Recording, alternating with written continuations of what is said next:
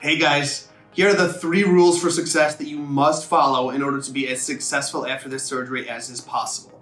What it comes to is this: we've done thousands of patients and their surgeries, and what we've found is there are certain things that make people more successful than others. So we've boiled down all those things that make one successful and condensed them into 3 rules. If you follow these 3 rules, I give you my guarantee you'll lose the weight you seek to lose and you'll keep it off.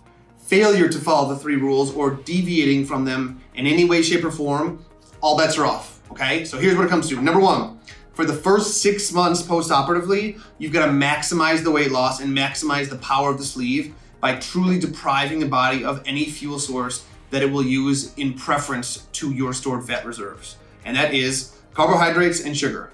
You must avoid those at all costs. Now, things like chicken breasts have trace carbohydrates in it. I'm not talking about that. I don't want you to do any intentional high carb loads. No pizza, no pasta, no bread, no rice, no fast food, no bagels, no donuts, no sweets, no sugary drinks, no sodas, nothing. You basically have to think to yourself, hey, if they had it 500 years ago, you can have it. If you can grow it yourself, if you can go out there and farm it, or you can go out there and hunt for it, go for it. Nothing fried though, okay? The 1 or 2 caveats to that statement are, number 1, I don't want you to do much in the way of fruits for the first 6 months. Too much natural sugars in the fruits to stimulate your body so that you don't use only your stored fat. You still will use some of the trace sugars. And number 2, I don't want you to do any of the heavy starchy or carbohydrate-based vegetables. So the safest bet is protein and green veggies. You stick with that for the first 6 months. You should shake a minimum of 60 pounds, and depending on your starting weight, up to 100, 150 pounds. I've seen that in the first 6 months. So trust me in this, guys. Maximize the weight loss from the sleeve by letting your body eat its stored fat reserves for your energy needs. And the only way to make that happen is deprive the body of carbs and sugar. Okay? Second rule is, for someone that is 6 feet taller or shorter, you must stick with 1,200 calories per day or less.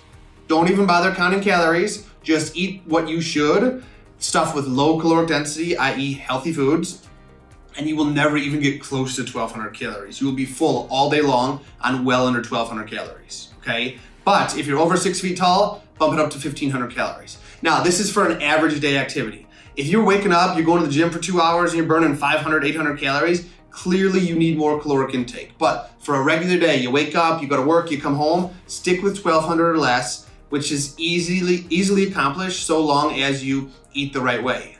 If you eat eggs for breakfast, a protein shake for breakfast, you have some salad with some tuna for lunch, you go home, you have a chicken breast with some broccoli for dinner, and then for snacks, if necessary, you have a handful of nuts or a string cheese, something like that. All day long you're full, and you're about 800 calories with that kind of diet, okay? On the other hand, if you wake up and you have fast food for breakfast, lunch, and dinner, you're gonna be at 3,000 calories a day, even with the sleeve in place. So remember, it's not the sleeve that makes you lose the weight, it's what you put into it that makes you lose the weight. So put the right stuff into it and you will be successful.